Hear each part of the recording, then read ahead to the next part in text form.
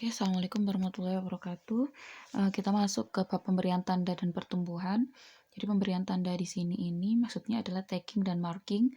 Harusnya nggak asing ya untuk kita semua untuk perikanan, karena ada di banyak mata kuliah yang membahas tentang tagging dan marking ini gitu.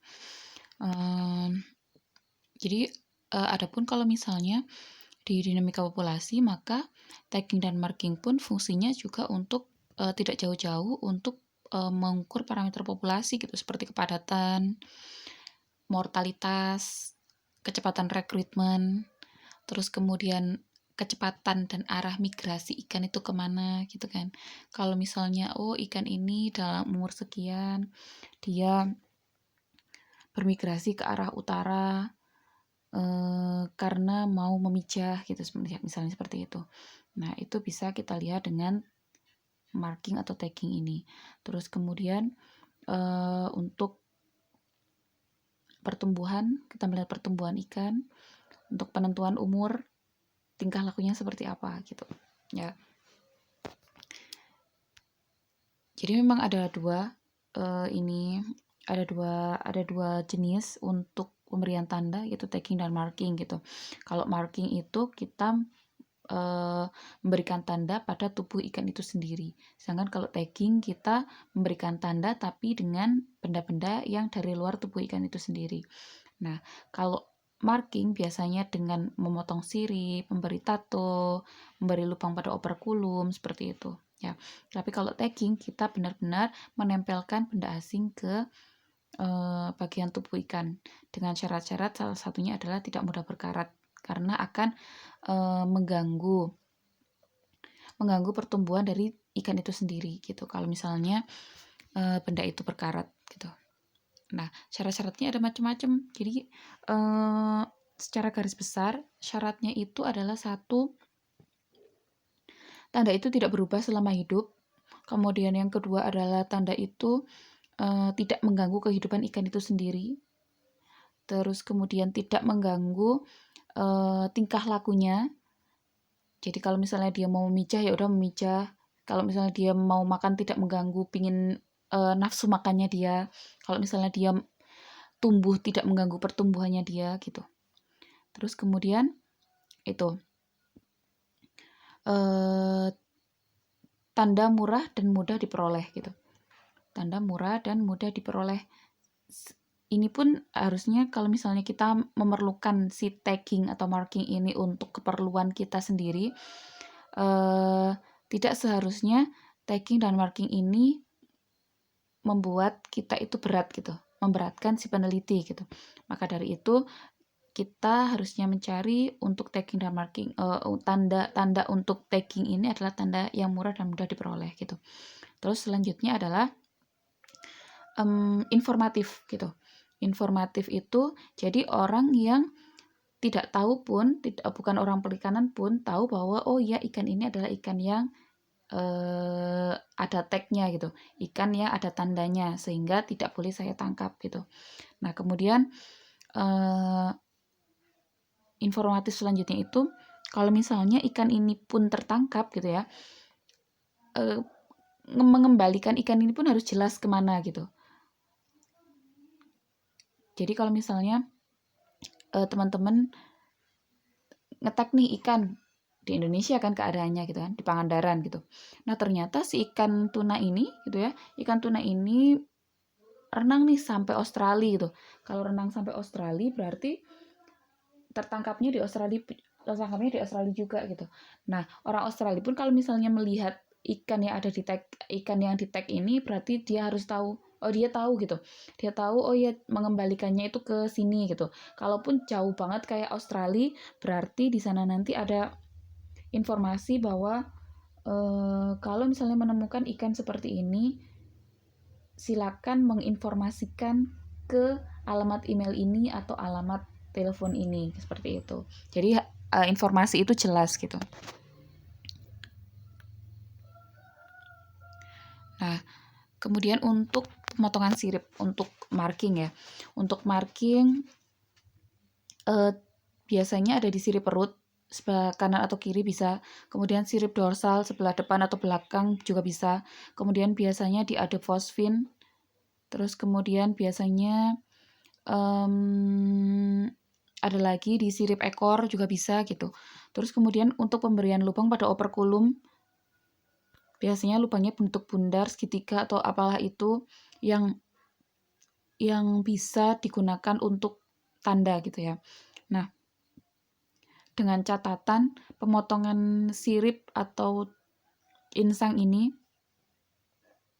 diusahakan sirip itu adalah sirip yang tidak bisa tumbuh kembali gitu. Tidak bisa tumbuh kembali karena kalau misalnya sirip ini kita potong kemudian tumbuh kembali, itu percuma untuk kita gitu. Jadi kita buang-buang tenaga dan waktu gitu kan. Karena kalau misalnya tumbuh kembali kita nggak bisa menandai bahwa oh ya ini adalah ikan yang di tagging dan ini adalah ikan yang di marking atau bukan gitu, kita nggak tahu gitu. Nah kemudian pemotongan tersebut tidak berpengaruh besar terhadap tingkah laku ikan. Nah apapun yang kita berikan pada ikan itu usahakan tidak mengganggu kehidupan dari ikan itu sendiri gitu ya. Karena sama-sama ikan itu adalah makhluk hidup gitu kan. Jadi usahakan kepentingan kita tidak mengganggu makhluk lain untuk hidup dengan nyaman gitu. Karena kita sudah dibantu oleh ikan itu untuk meneliti gitu. Ya. Selanjutnya adalah oh ya, ini adalah bagian tubuh ikan yang bisa di-tag, bisa diberi tag gitu ya. Ada tulang rahang bawah, tutup insang. Saya yang sering lihat itu ada di bagian pektoral. Biasanya kalau misalnya tagging itu biasanya dibedah dulu sedikit, kemudian dimasukkan alat tagging itu. Kemudian ada lagi yang di bagian dorsal, sebelah sirip dorsal. Di bagian tubuh sebelah sirip dorsal. Itu juga biasanya dibedah sedikit, kemudian dimasukkan alat tagnya. Seperti itu. Nah, ini alat penangkapan yang biasanya digunakan untuk membantu kita untuk memberikan tanda kepada ikan gitu. Kalau misalnya saya yang sering lihat itu adalah di ikan itu digiring dulu ke arah kapal gitu kan. Kalau misalnya di perairan luas ya, di perairan umum gitu maksud saya, ikan itu digiring dulu ke arah kapal, kemudian ditangkapnya itu tidak menggunakan alat tangkap. Jadi perangkap aja, dipakai perangkap, kemudian dia diangkat ke atas, ikan itu kemudian dikasih tag, kemudian dilepaskan kembali gitu. Ada lagi yang tagnya itu pakai seperti senapan gitu, seperti senapan. Jadi kita mendekat, jadi ada penyelam, sudah bawa alat tagging itu, kemudian ditembakkan dari arah beberapa meter, ceret langsung kena gitu.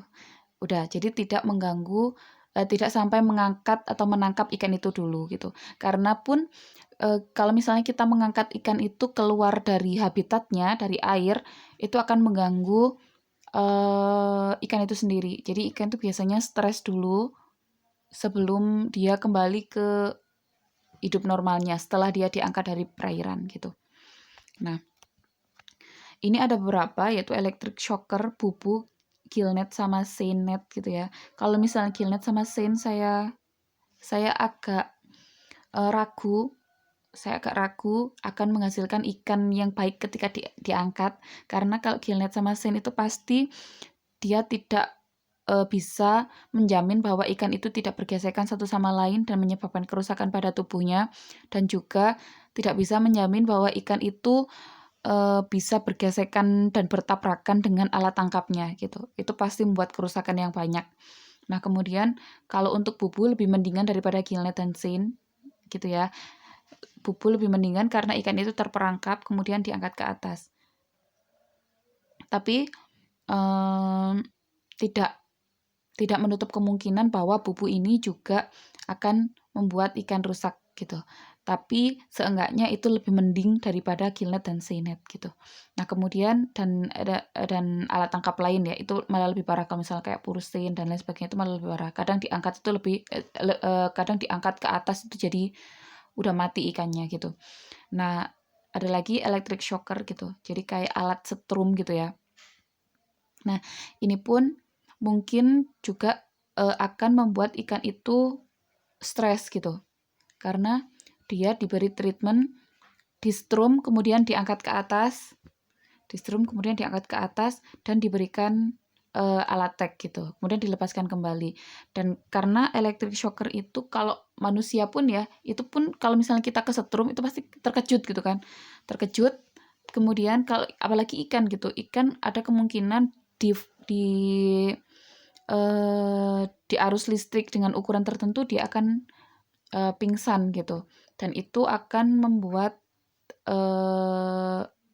stresor untuk ikan gitu. Jadi ikan itu ada kemungkinan untuk stres ketika menggunakan electric shocker gitu. Gitu sih, teman-teman.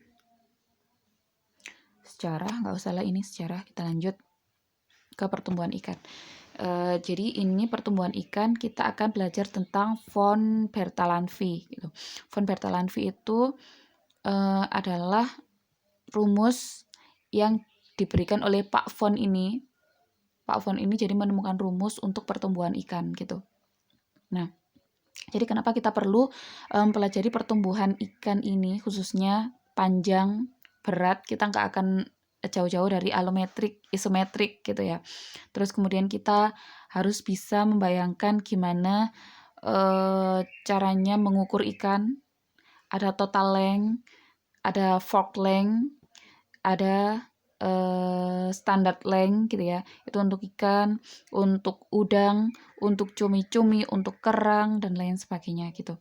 Nah, semoga kita masih bisa review lagi. Kalau misalnya teman-teman masih ada catatan di masa lalu, di semester-semester lalu, silakan dibuka-buka lagi gimana caranya untuk mengukur ikan ini gitu ya.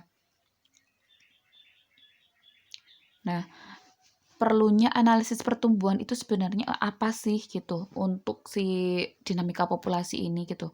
Jadi sebenarnya kan kalau dinamika populasi itu nggak jauh-jauh dari kapan sih ikan ini memijah gitu, kapan sih ikan ini rilis telurnya, kapan sih telur ini matang, kapan sih ada stok baru masuk gitu. Karena kita bicaranya tentang fluktuasi dari populasi ikan itu di dalam perairan gitu.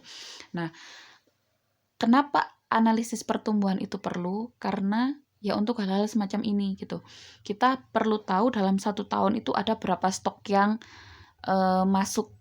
Sehingga kalau kita mengetahui ada berapa stok yang masuk dalam suatu perairan, kita akan bisa memprediksi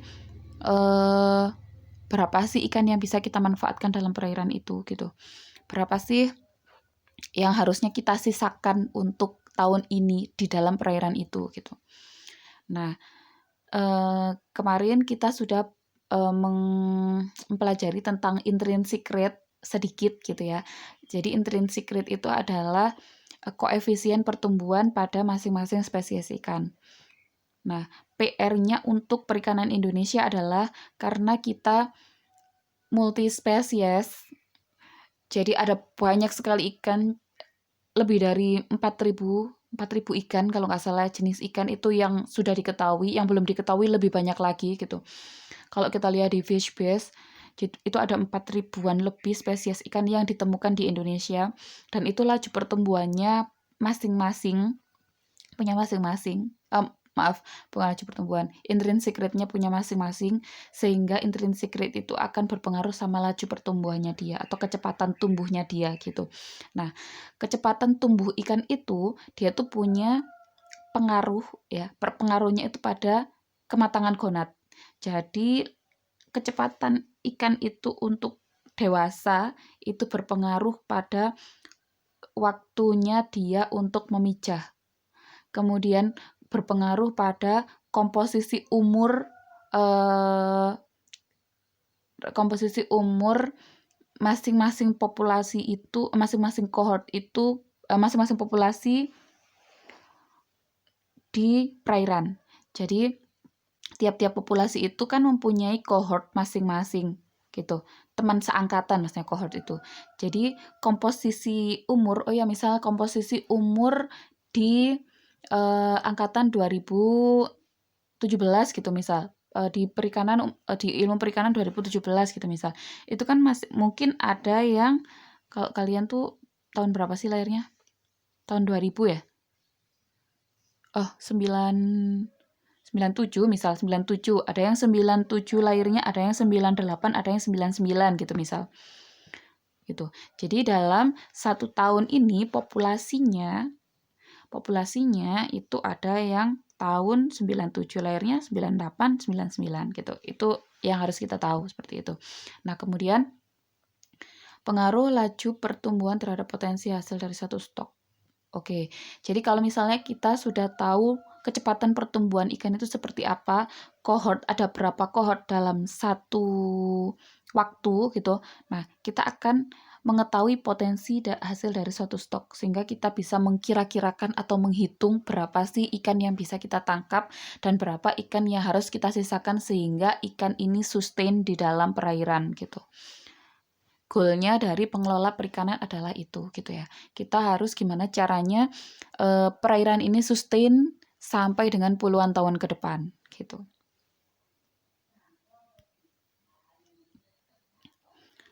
Nah, ini adalah yang saya bilang tadi, von Bertalanffy. Jadi Pak von Bertalanffy tahun segitu 1938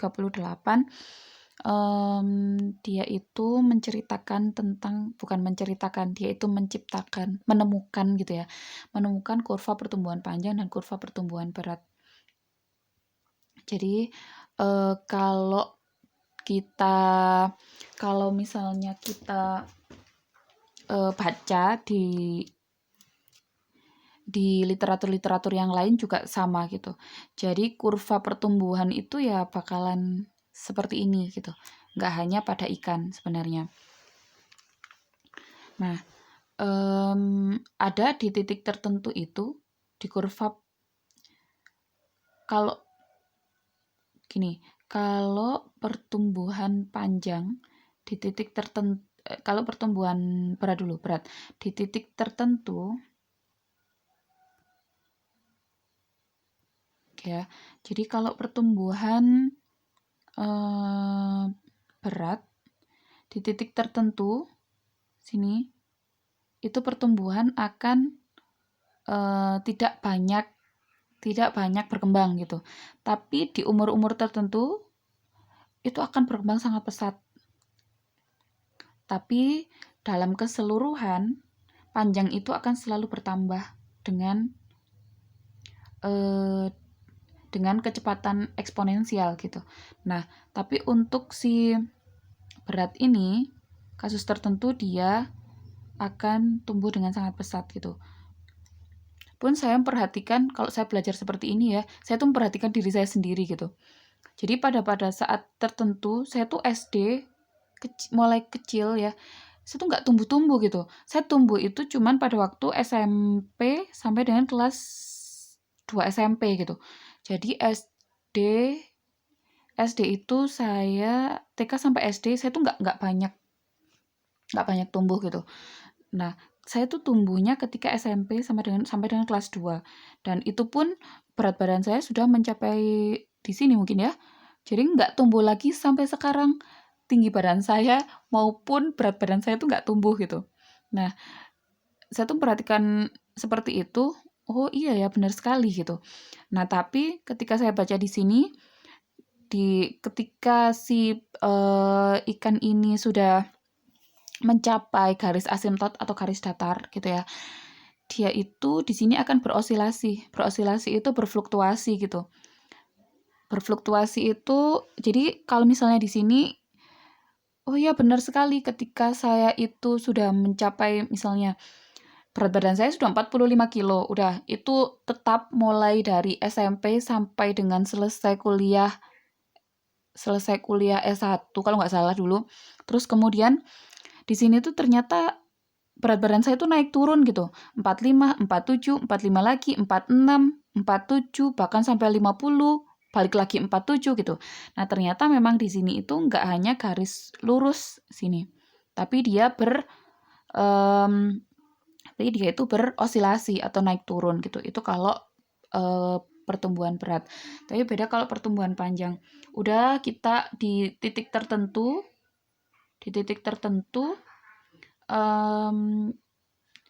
di titik tertentu kita berhenti gitu pertumbuhan tingginya gitu ya. Berhenti di pertumbuhan tingginya, kemudian ya udah aja gitu. Karena sampai sekarang tinggi badan saya pun juga nggak naik gitu kan.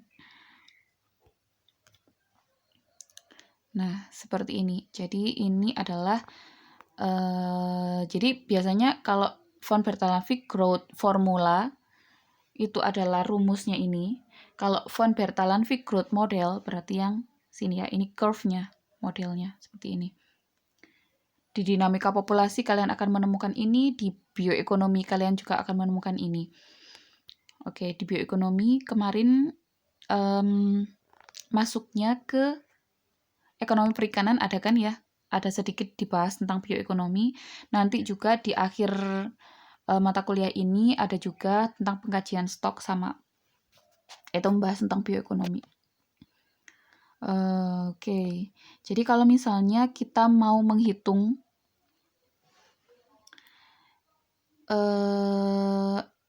LT itu adalah length at time T, jadi panjang ikan ketika waktu T gitu. Terus kemudian K-nya itu adalah rate at which curve approach L. Jadi apa sih angka yang mana curve-nya ini panjangnya ikan ini itu mendekati garis asimtot. Terus kemudian T0 itu adalah yang ini. T0 ini adalah waktu hipotetis ketika si ikan ini 0 cm gitu atau 0 mili gitu. Jadi kan itu belum ada. Jadi biasanya T0 itu ukurannya minus tahun gitu. Seperti itu.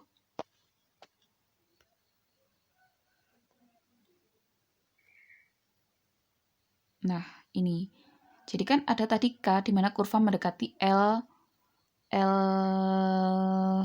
asimtot gitu kan. L asimtot itu adalah panjang maksimum tapi teoritik secara teoritis gitu.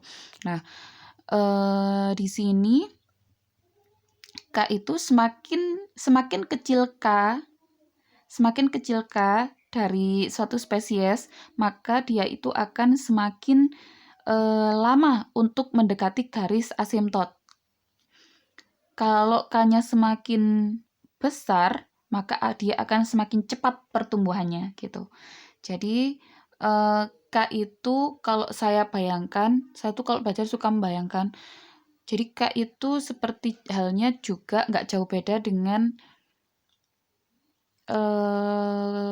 kalau saya samakan ya itu dengan intrinsic rate gitu.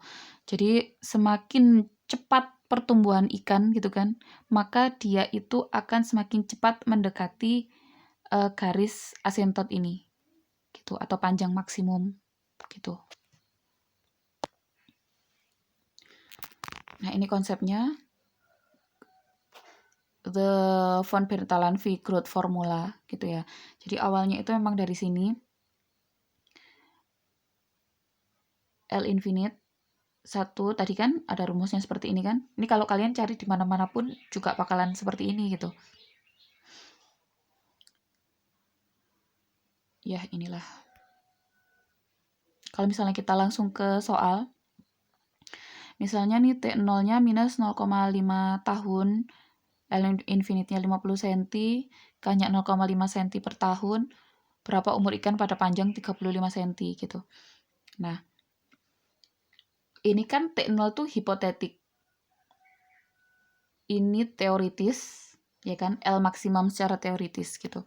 Nah, kemudian kalau misalnya kita masukkan umur ikan itu adalah di sini kan LT, panjang ikan di sini itu adalah L infinite, di sini tadi itu adalah T0 gitu kan. Di sini adalah K. Oke, kita masukkan E itu adalah bilangan yang sudah ditentukan berapa sih 2,78 berapa sekian gitu kalau nggak salah. Nah, seperti itu. Terus kita bisa menghitungnya. Kemudian kalau misalnya ada berapa panjang ikan pada umur 5 tahun, maka kita tinggal masukkan juga. Panjang ikan adalah LT, gitu ya. Ini kan kalau tadi kan yang dicari T-nya, kalau ini yang dicari adalah panjangnya gitu. Kita masukkan. Ketika tahunnya 5 tahun, di sini ada 5 tahun gitu.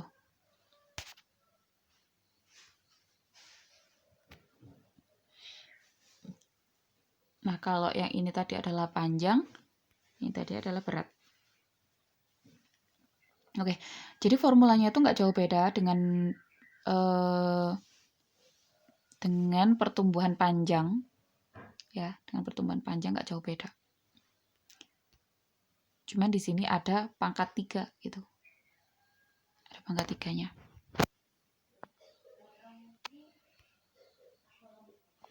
Kemudian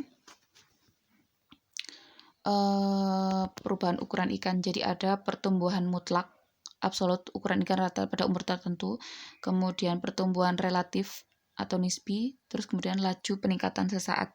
Jadi memang kan tadi kita belajar tentang pertumbuhan itu macam-macam. Ada pertumbuhan ikan tuh ya memang mutlak ikan itu tumbuh gitu.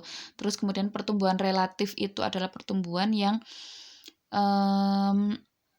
kalau saya bayangkan gini, pertumbuhan relatif itu adalah pertumbuhan yang namanya relatif itu kan ya sesuai dengan kondisi lingkungan gitu kan. Tapi kalau mutlak itu adalah pertumbuhan yang memang ikan itu ya memang tumbuh gitu. Harusnya memang tumbuh gitu. Tapi kalau pertumbuhan relatif itu ada banyak faktor yang pengaruhinya gitu. Nah, laju peningkatan sesaat itu seperti tadi pada umur-umur tertentu itu laju peningkatannya itu dia tinggi gitu. Ya. Nah, kalau misalnya kita belajar tentang berat ikan, hubungan panjang berat itu pasti ada gitu kan. Nah, W itu berat ikan, ya kita ada di sini. W itu adalah berat ikan, A dan B itu biasanya konstanta, L itu panjangnya ikan. Nah, W sama dengan AL pangkat B gitu kan. Nanti kita nggak jauh-jauh dari rumus. Ada nanti di responsi kalau nggak kita lakukan Sabtu ini berarti kita lakukannya minggu depan ya gitu. Jadi kalau nanti B-nya itu kita dapatkan sama dengan 3 berarti isometrik, alometrik positif, alometrik negatif. Ini nanti kita pelajari lebih detailnya di responsi. Ya, ini contohnya.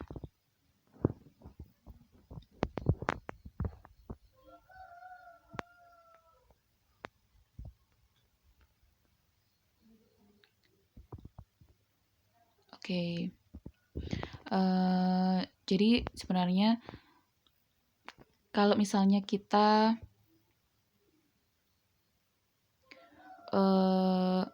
akan membuat model pertumbuhan gitu ya, bukan membuat sih, akan menduga ikan gitu. Nah, sebenarnya ada syarat-syarat tertentu untuk ikan-ikan tertentu gitu. Jadi misal kayak model harus mudah dalam apa sih ini? Kalimatnya bukan penerapannya mungkin ya. Secara relatif model harus lebih mudah dalam penerapannya. Karakteristik pertumbuhan harus memberikan gambar tertentu yang layak dalam selang waktu yang diinginkan. Sejumlah asumsi harus kecil dan setepat mungkin. Karena saya pernah bilang dalam model-model seperti ini asumsi-asumsinya itu banyak dan kadang asumsi itu tidak logis gitu. Nah, Bu Susi pun pernah bilang ini sebenarnya model-model seperti ini tuh salah atau benar gitu kan. Ternyata model-model ini juga belum tentu benar gitu. Cuman model-model ini seringnya bermanfaat ketika kita mempelajari alam gitu. Ya, kemudian jadi model ini pun tidak benar 100% oh ya ini model von Bertalanffy adalah yang paling benar gitu, enggak.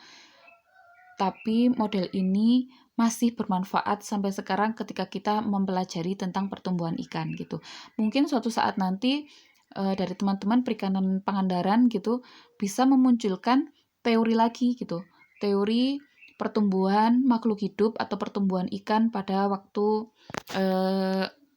pada masa-masa sekarang gitu, bukan.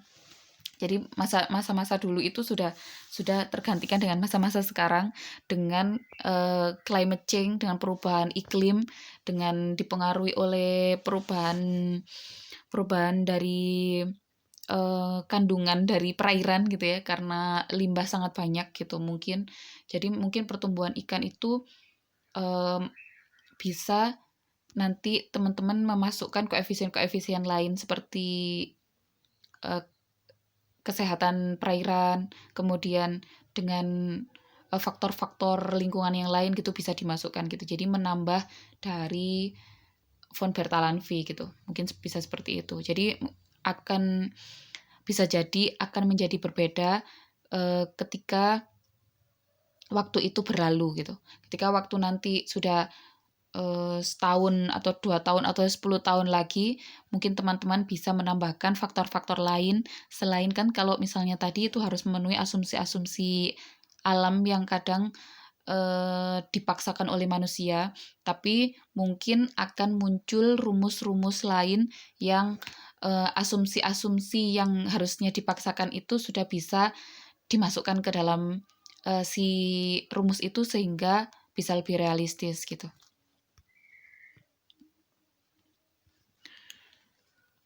Model yang berhubungan dengan berat, WT berat ikan pada waktu T, W0 itu berat awal, E itu dasar logaritma natural 2,71 dan seterusnya gitu kan. G itu koefisien pertumbuhan gitu. T itu waktu ya. Gitu.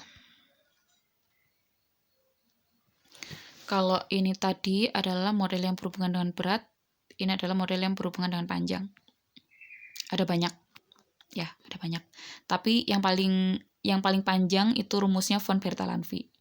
Yang lain model linear, padahal model linear. Model linear itu yang paling mudah gitu. Nah, nanti di responsi kita akan tahu A dan B itu asalnya dari mana gitu. Itu nggak jauh-jauh dari regresi linear ya. Nggak jauh-jauh dari itu. Dan fungsi Len tentunya nanti. Oke, ini sama sih, ini persamaan-persamaan. Von Bertalanffy berdasarkan panjang, von Bertalanffy berdasarkan berat. Tadi sudah. Kemudian ini koefisien pertumbuhan, K itu koefisien pertumbuhan, T0. Jadi itu kalau saya baca dari beberapa buku, orang itu untuk menandai misalnya biomas gitu ya, itu ada yang pakai B, ada yang pakai K, ada yang pakai P, population gitu. Jadi macam-macam. Pun kalau misalnya teman-teman tahu konsepnya, untuk K misal, K itu adalah di sini koefisien pertumbuhan. Sedangkan di yang lain koefisien pertumbuhan itu adalah R, ya, intrinsic rate gitu. Jadi ada kemungkinan K itu adalah intrinsic rate gitu. Jadi nanti ada lagi misal L panjang maksimum atau panjang infinite atau asymptotik gitu misal. Itu mungkin nanti di buku-buku lain itu akan berbeda simbolnya gitu. Akan berbeda simbolnya. Jadi kalau misalnya kita tahu konsepnya, kita akan tahu bahwa oh ya, olah ini adalah L, ini adalah K, ini adalah R, ini adalah population gitu misal. Akan tahu seperti itu.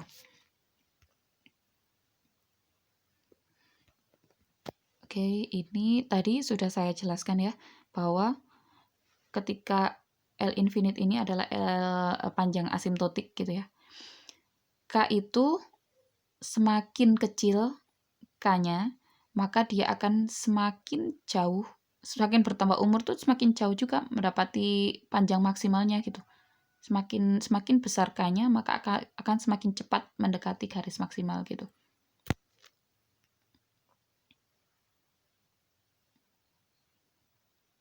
Oke. berapa model estimasi parameter, tapi kita nggak akan mempelajari ini gitu ya. Kita cukup di von Bertalanffy. Kalau misalnya teman-teman ingin mempelajari ini secara lebih lanjut, mungkin bisa di S2 atau S3 gitu. Karena pun ketika saya baca buku dinamika populasi untuk S2, jadi itu memang lebih banyak sekali rumus-rumus seperti ini, dan itu saya kira kalau S1 nggak perlulah mempelajari secara mendalam seperti itu. Jadi cukup tahu aja von Bertalanffy itu salah satu dari pencetus rumus curvature dari pertumbuhan itu sendiri, gitu ya. Nggak usah lah ini. Oke.